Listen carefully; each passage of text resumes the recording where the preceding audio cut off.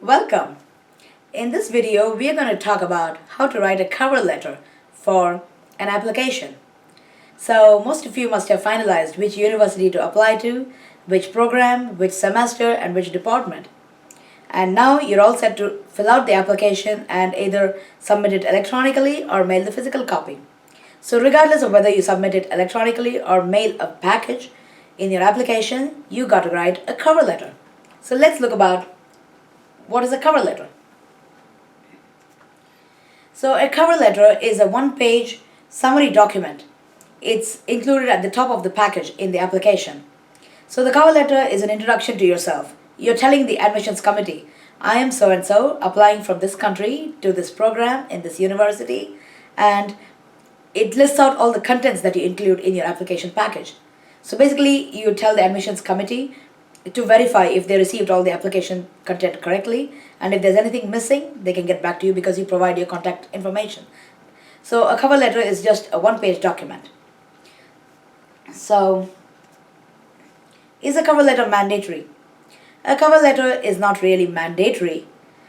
I mean, nobody can deny you admission if you don't use a cover letter, but it's highly strongly recommended. Now for one thing, if your application contents are misplaced, a cover letter can help them, verify what all content you had mailed them in the first place. And it's like a summary of all the contents in your application. So if there's something missing, they can let you know easily. And it makes the whole application package look more professional. And it also is your one chance to impress the admissions committee. Now you need to remember that a lot of programs are very, very competitive. For example, if you're applying to an MBA in Stanford or Harvard or Wharton, there are probably going to be about 7,000 applicants, and only about 10 to 12% of them are accepted. So the acceptance rate is just 10%. And these admissions officers, they're going to be sitting in a room, logged in the room from morning till night, till evening, okay, 9 to 5 usually. And they've got all these thousands of applications. They don't know who you are. They don't know what kind of a person you are. They don't know how great you are. They haven't seen your picture. They know nothing about you. And the only thing they get to know about you is from what you include in your application package. So you got to go all out and try and impress the admissions committee. And remember, they're going to get bored scanning through thousands of applications. Okay? So you got to really make it stand out. So including a cover letter is very professional and also very impressive. And also remember to include the cover letter at the top of the package in the application if you're mailing it physically. And if it's also electronic, it still has to be at the beginning of all the documents that you submit. So a cover letter is not a resume. So a resume is like usually a 1 or 2 page document that lists out your educational, academic, and work history. So it's all about your professional accomplishments, your extracurricular activities, certificates, your academic background. That is your resume. So a cover letter is just an introduction to who you are and what you've included in your application package. It's like an introduction, one-page document. So a cover letter is very different from a resume. A resume is mandatory in an application, but a cover letter is highly recommended. So let's look at the format of a cover letter. So you're going to include your student ID at the top right of all the documents in an application. So the moment you register online in any university to which you're applying, the university gives you a unique student ID, usually a long number.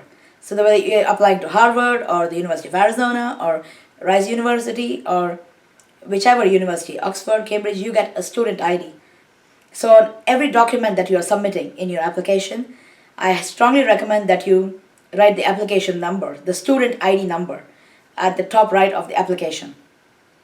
That helps them easily identify to which candidate the application belongs to, and in case the documents are misplaced, it helps them track it to the original applicant. And it also makes it look very professional and makes the work of the admissions officers easier. And make sure you put the correct student ID in place, okay? And then write today's date at the just below the student ID. So I strongly recommend that you write the date in the MMMDDYYYY format. So, for example, in India, students, people are used to writing dates, day first, month next, and then the year. For example, 3rd of April 2016 would be written as 0304 2016 in India. So the day and then the month. But Americans and a lot of other countries, they are used to writing dates in the MMDDYYY format. So they would write it as 0403 2016. So that leads to a lot of confusion. So to avoid confusion, anytime you're writing a date, if you have the choice, just write it the month as the 3-letter format. If it's April, you say APR. If it's October, you say OCT. So that leaves no room for confusion. So if you're writing 3rd April 2016, I would recommend you write it as APR 03 2016. So that leaves no room for confusion. And on the left side, you got to write your name. So list your name, which country you're applying from, which university you're applying to, which program, which department, which semester. And you write the subject as cover letter. And you address who are you addressing the cover letter to? To the admissions officers of the admissions committee. So you address them as respected sir/madam. Remember, there are male and female officers on the admissions committee. So instead of saying dear sir, I suggest you write respected sir/madam.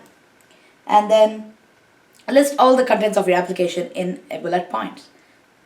Number them out and say these are all the contents in my application.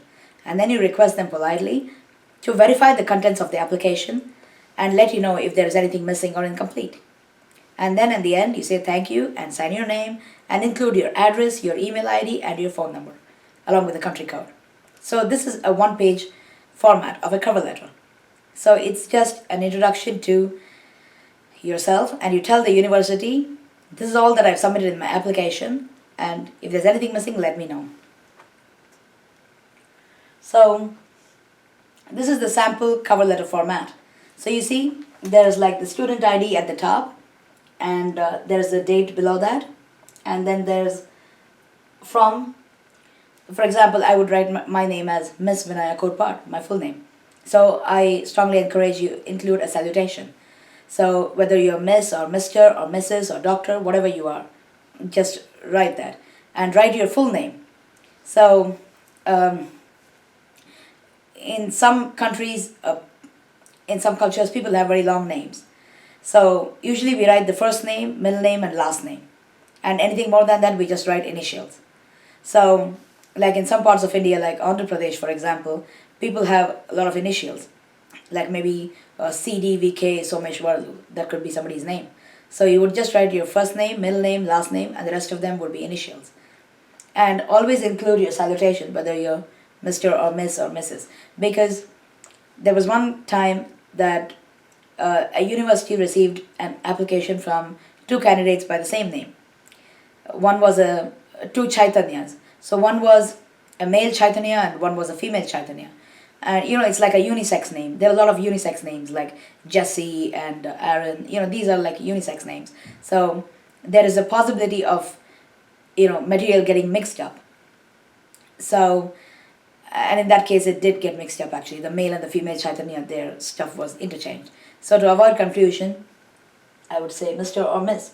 And I would say Miss Vinaya Korpar, that's my name. And applicant to the MS in Mechanical Engineering program, or whichever program you're applying to. Suppose you're applying to the MS program in robotics. So you would say applicant to MS in robotics program. But the department may not be robotics. The department may be computer science. You may be applying to, say, MS in advanced fluidics or something, but the department may be mechanical engineering. So remember that the program and the department may be 2 different names. So write which program you're applying to, which semester you're applying to, which department and which university, and make sure you get the university right. So, and the subject of this would be cover letter. And you would say, respected sir/madam, I am so-and-so applying to this university, to this program for this semester, for this, to this university. And you would say, I'm including in this application package all these documents, a cover letter, a resume, a statement of purpose, 3 recommendation letters, attested copies of your undergraduate marks cards, grad school grade reports, if any, and then there is, any work experience letters, and then courses from your extracurricular activities. So you would tell them, I'm including all these documents, list them, number them out. And then you would say, please consider my application for admission to this program, and if there's any content missing, please let me know. This is my email ID, and use a professional email ID. Create one if you don't have a professional looking email ID. Don't use something like catchmeifyoucan@gmail.com or